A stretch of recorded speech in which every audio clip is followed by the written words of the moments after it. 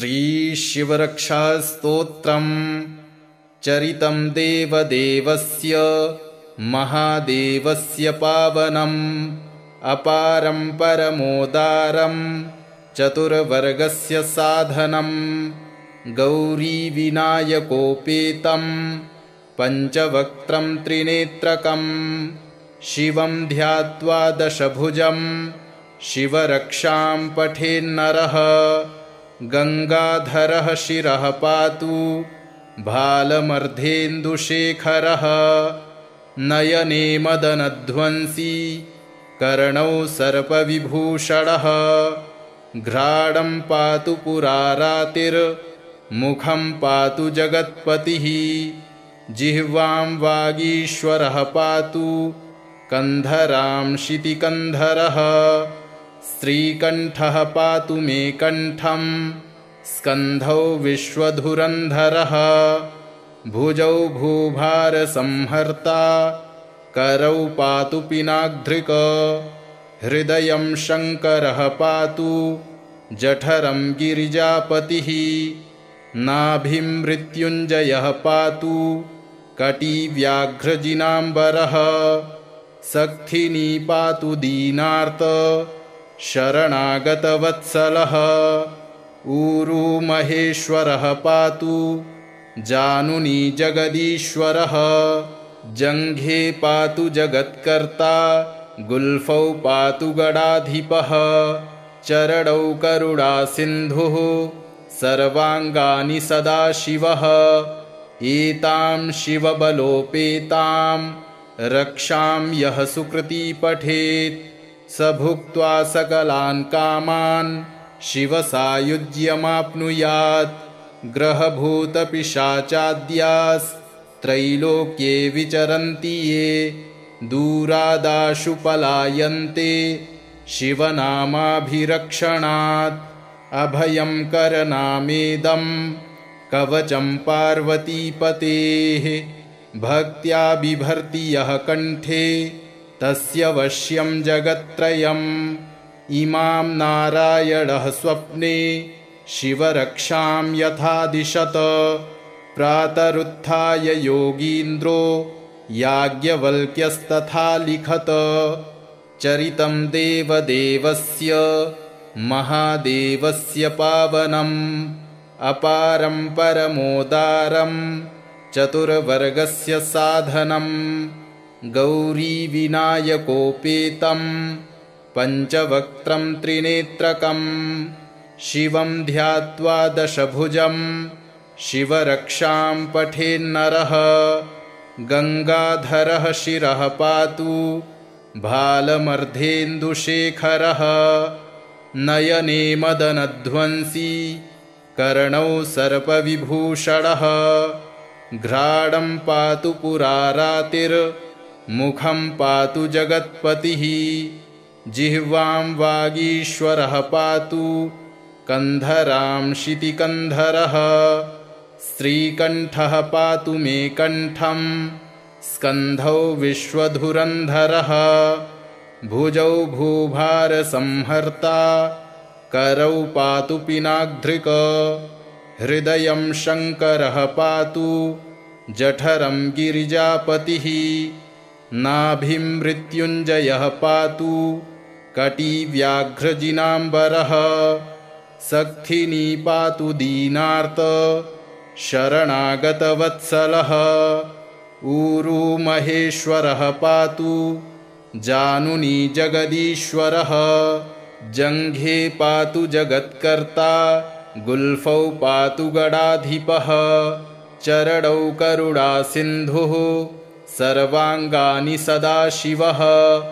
एतां शिवबलोपेतां रक्षां यः सुकृती पठेत् स भुक्त्वा सकलान् कामान् शिवसायुज्यमाप्नुयात् ग्रहभूतपिशाचाद्यास्त्रैलोक्ये विचरन्ति ये दूरादाशु पलायन्ते शिवनामाभिरक्षणात् अभयं करनामेदं कवचं पार्वतीपतेः भक्त्या बिभर्ति यः कण्ठे तस्य वश्यं जगत्त्रयम् इमां नारायणः स्वप्ने शिवरक्षां यथा दिशत प्रातरुत्थाय योगीन्द्रो याज्ञवल्क्यस्तथा लिखत चरितं देवदेवस्य महादेवस्य पावनम् अपारं परमोदारं चतुर्वर्गस्य साधनं गौरीविनायकोपेतं पञ्चवक्त्रं त्रिनेत्रकं शिवं ध्यात्वा दशभुजं शिवरक्षां पठेन्नरः गङ्गाधरः शिरः पातु भालमर्धेन्दुशेखरः नयने मदनध्वंसी कर्णौ सर्पविभूषणः घ्राणं पातु पुरारातिर्मुखं पातु जगत्पतिः जिह्वां वागीश्वरः पातु कन्धरां शितिकन्धरः श्रीकण्ठः पातु मे कण्ठं स्कन्धौ विश्वधुरन्धरः भुजौ भूभारसंहर्ता करौ पातु पिनाग्धृक हृदयं शङ्करः पातु जठरं गिरिजापतिः नाभिं मृत्युञ्जयः पातु कटिव्याघ्रजिनाम्बरः सक्थिनी पातु दीनार्त शरणागतवत्सलः ऊरू महेश्वरः पातु जानुनी जगदीश्वरः जङ्घे पातु जगत्कर्ता गुल्फौ पातु गणाधिपः चरणौ करुणासिन्धुः सर्वाङ्गानि सदाशिवः एतां शिवबलोपेतां रक्षां यः सुकृती पठेत् स भुक्त्वा सकलान् कामान् शिवसायुज्यमाप्नुयात् ग्रहभूतपिशाचाद्यास्त्रैलोक्ये विचरन्ति ये दूरादाशु पलायन्ते शिवनामाभिरक्षणात् अभयं करनामेदं कवचं पार्वतीपतेः भक्त्या बिभर्ति यः कण्ठे तस्य वश्यं जगत्त्रयम् इमां नारायणः स्वप्ने शिवरक्षां यथा दिशत प्रातरुत्थाय योगीन्द्रो याज्ञवल्क्यस्तथा लिखत चरितं देवदेवस्य महादेवस्य पावनम् अपारं परमोदारं चतुर्वर्गस्य साधनं गौरीविनायकोपेतं पञ्चवक्त्रं त्रिनेत्रकं शिवं ध्यात्वा दशभुजं शिवरक्षां पठेन्नरः गङ्गाधरः शिरः पातु भालमर्धेन्दुशेखरः नयने मदनध्वंसी कर्णौ सर्पविभूषणः घ्राणं पातु पुरारातिर्मुखं पातु जगत्पतिः जिह्वां वागीश्वरः पातु कन्धरां शितिकन्धरः श्रीकण्ठः पातु मे कण्ठं स्कन्धौ विश्वधुरन्धरः भुजौ भूभारसंहर्ता करौ पातु पिनाग्धृक हृदयं शङ्करः पातु जठरं गिरिजापतिः नाभिं मृत्युञ्जयः पातु कटिव्याघ्रजिनाम्बरः सक्थिनी पातु दीनार्त शरणागतवत्सलः ऊरू महेश्वरः पातु जानुनी जगदीश्वरः जङ्घे पातु जगत्कर्ता गुल्फौ पातु गणाधिपः चरणौ करुणासिन्धुः सर्वाङ्गानि सदाशिवः एतां शिवबलोपेतां रक्षां यः सुकृती पठेत् स भुक्त्वा सकलान् कामान् शिवसायुज्यमाप्नुयात् ग्रहभूतपिशाचाद्यास्त्रैलोक्ये विचरन्ति ये दूरादाशु पलायन्ते शिवनामाभिरक्षणात् अभयं करनामेदं कवचं पार्वतीपतेः भक्त्या बिभर्ति यः कण्ठे तस्य वश्यं जगत्त्रयम् इमां नारायणः स्वप्ने शिवरक्षां यथा दिशत प्रातरुत्थाय योगीन्द्रो याज्ञवल्क्यस्तथा लिखत चरितं देवदेवस्य महादेवस्य पावनम् अपारं परमोदारं चतुर्वर्गस्य साधनं गौरीविनायकोपेतं पञ्चवक्त्रं त्रिनेत्रकं शिवं ध्यात्वा दशभुजं शिवरक्षां पठेन्नरः गङ्गाधरः शिरः पातु भालमर्धेन्दुशेखरः नयने मदनध्वंसी कर्णौ सर्पविभूषणः घ्राणं पातु पुरारातिर्मुखं पातु जगत्पतिः जिह्वां वागीश्वरः पातु कन्धरां शितिकन्धरः श्रीकण्ठः पातु मे कण्ठं स्कन्धौ विश्वधुरन्धरः भुजौ भूभारसंहर्ता करौ पातु पिनाग्धृक हृदयं शङ्करः पातु जठरं गिरिजापतिः नाभिं मृत्युञ्जयः पातु कटिव्याघ्रजिनाम्बरः सख्थिनी पातु दीनार्त शरणागतवत्सलः ऊरू महेश्वरः पातु जानुनी जगदीश्वरः जङ्घे पातु जगत्कर्ता गुल्फौ पातु गडाधिपः चरणौ करुणासिन्धुः सर्वाङ्गानि सदाशिवः एतां शिवबलोपेतां रक्षां यः सुकृती पठेत् स भुक्त्वा सकलान् कामान् शिवसायुज्यमाप्नुयात् ग्रहभूतपिशाचाद्यास्त्रैलोक्ये विचरन्ति ये दूरादाशु पलायन्ते शिवनामाभिरक्षणात् अभयं करनामेदं कवचं पार्वतीपतेः भक्त्या बिभर्ति यः कण्ठे तस्य वश्यं जगत्त्रयम् इमां नारायणः स्वप्ने शिवरक्षां यथा दिशत प्रातरुत्थाय योगीन्द्रो याज्ञवल्क्यस्तथा लिखत चरितं देवदेवस्य महादेवस्य पावनम्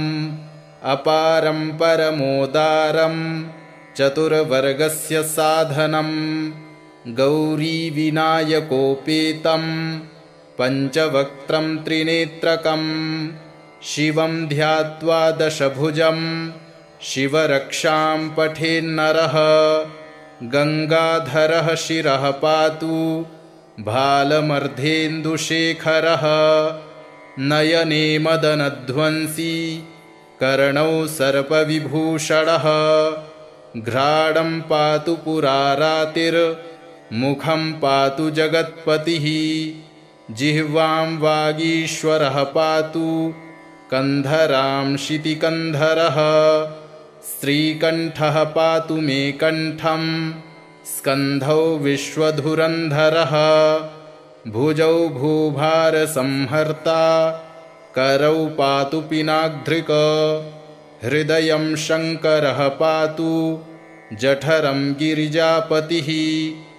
नाभिं मृत्युञ्जयः पातु कटिव्याघ्रजिनाम्बरः सख्थिनी पातु दीनार्त शरणागतवत्सलः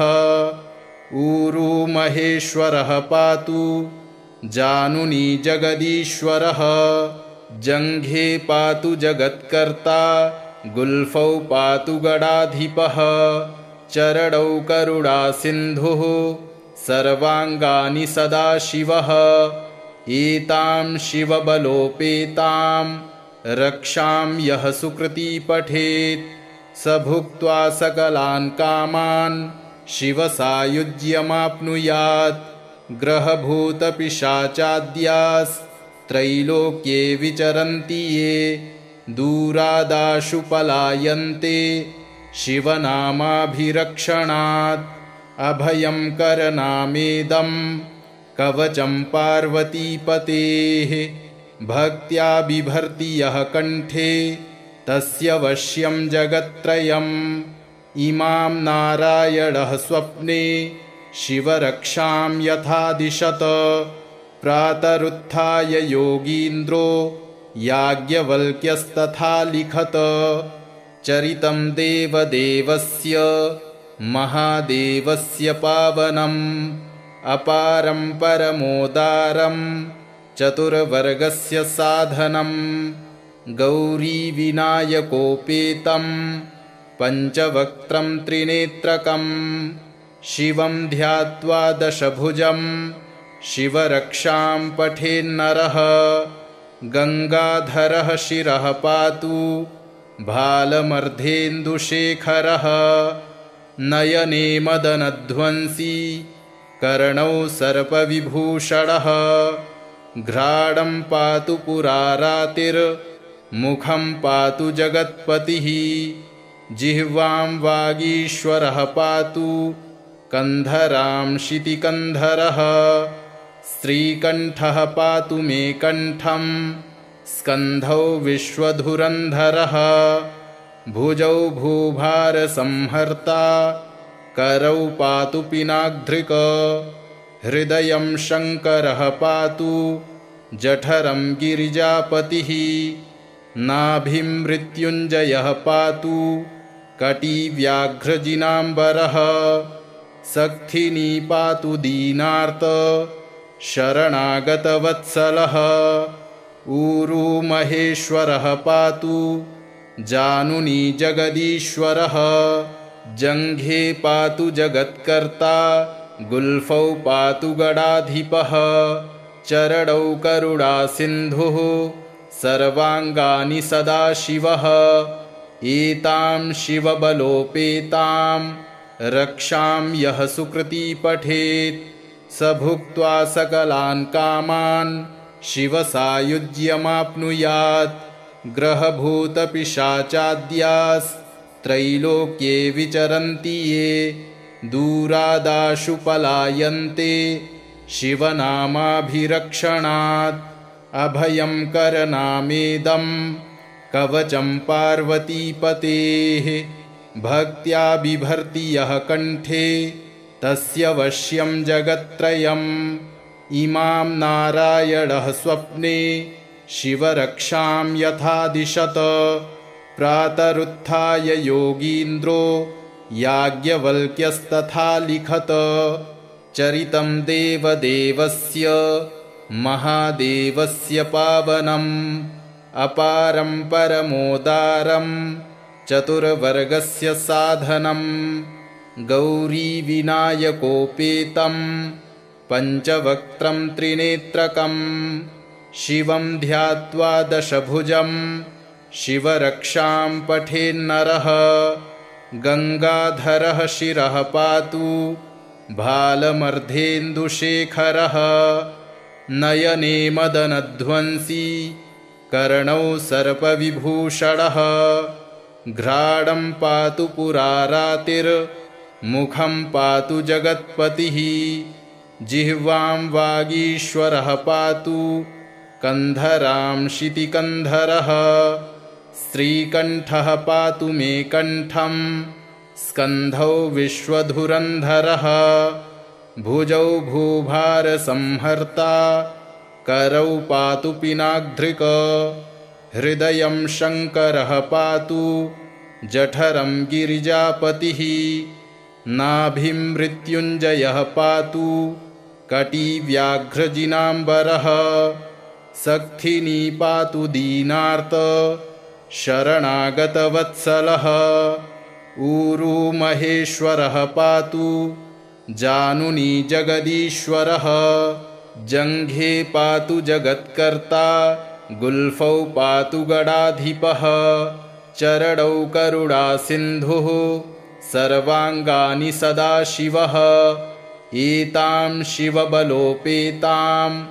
रक्षां यः सुकृती पठेत्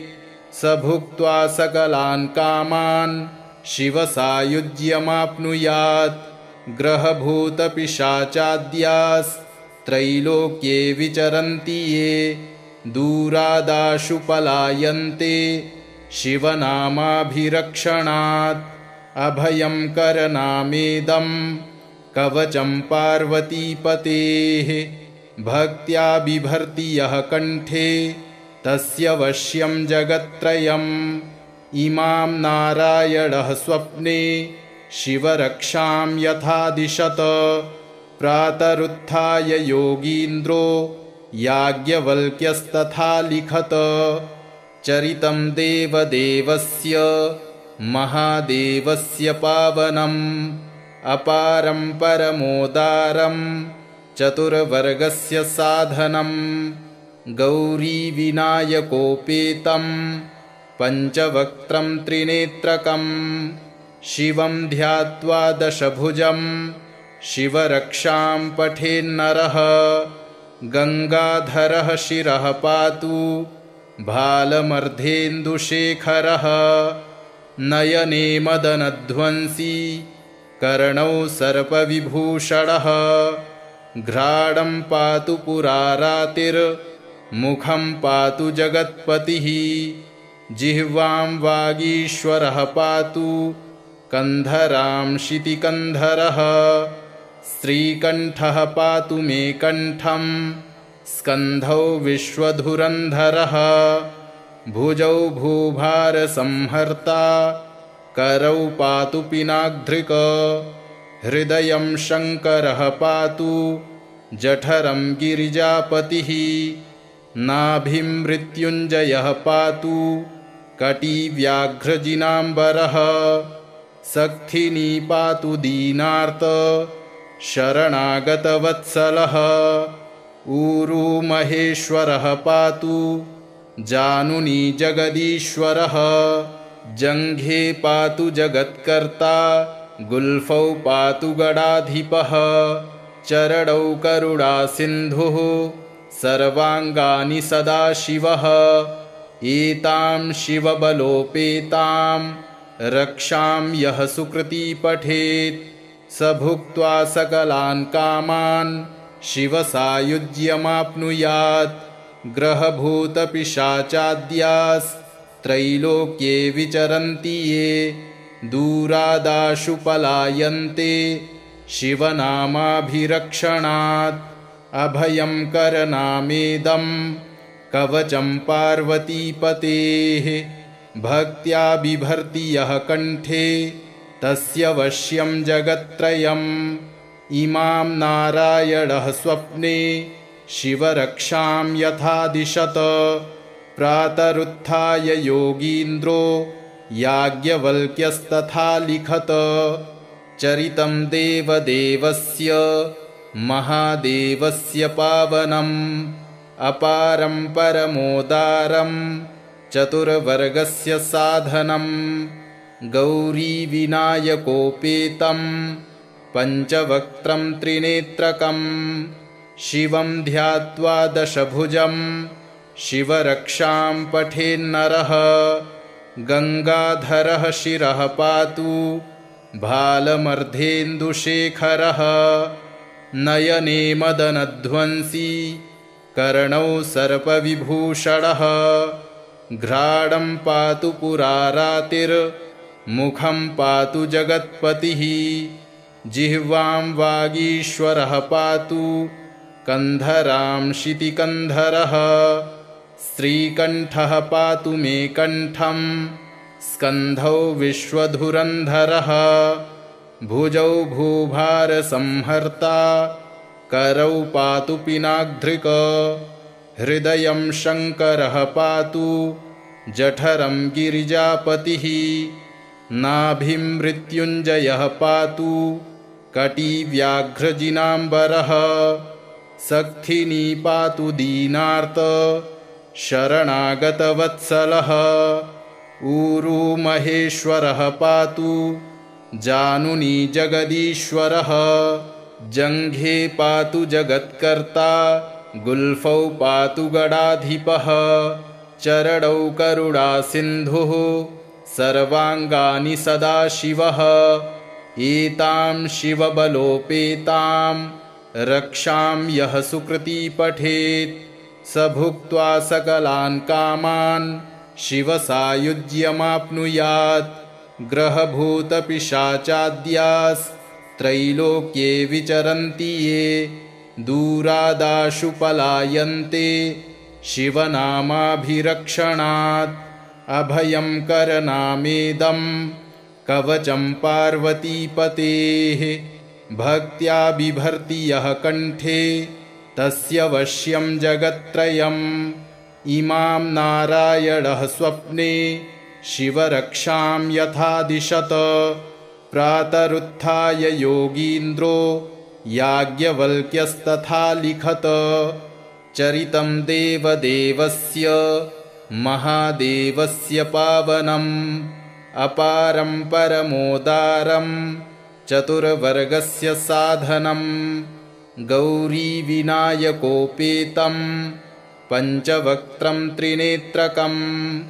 शिवं ध्यात्वा दशभुजं शिवरक्षां पठेन्नरः गङ्गाधरः शिरः पातु भालमर्धेन्दुशेखरः नयने मदनध्वंसी कर्णौ सर्पविभूषणः घ्राणं पातु पुरारातिर्मुखं पातु जगत्पतिः जिह्वां वागीश्वरः पातु कन्धरां शितिकन्धरः श्रीकण्ठः पातु मे कण्ठं स्कन्धौ विश्वधुरन्धरः भुजौ भूभारसंहर्ता करौ पातु पिनाग्धृक हृदयं शङ्करः पातु जठरं गिरिजापतिः नाभिं मृत्युञ्जयः पातु कटिव्याघ्रजिनाम्बरः सक्थिनी पातु दीनार्त शरणागतवत्सलः ऊरू महेश्वरः पातु जानुनी जगदीश्वरः जङ्घे पातु जगत्कर्ता गुल्फौ पातु गडाधिपः चरणौ करुणासिन्धुः सर्वाङ्गानि सदाशिवः एतां शिवबलोपेतां रक्षां यः सुकृती पठेत् स भुक्त्वा सकलान् कामान् शिवसायुज्यमाप्नुयात् ग्रहभूतपिशाचाद्यास्त्रैलोक्ये विचरन्ति ये दूरादाशु पलायन्ते शिवनामाभिरक्षणात् अभयं करनामेदं कवचं पार्वतीपतेः भक्त्या बिभर्ति यः कण्ठे तस्य वश्यं जगत्त्रयम् इमां नारायणः स्वप्ने शिवरक्षां यथा दिशत प्रातरुत्थाय योगीन्द्रो याज्ञवल्क्यस्तथा लिखत इति श्रीयाज्ञवल्क्यप्रोक्तं शिवरक्षास्तोत्रं सम्पूर्णम्।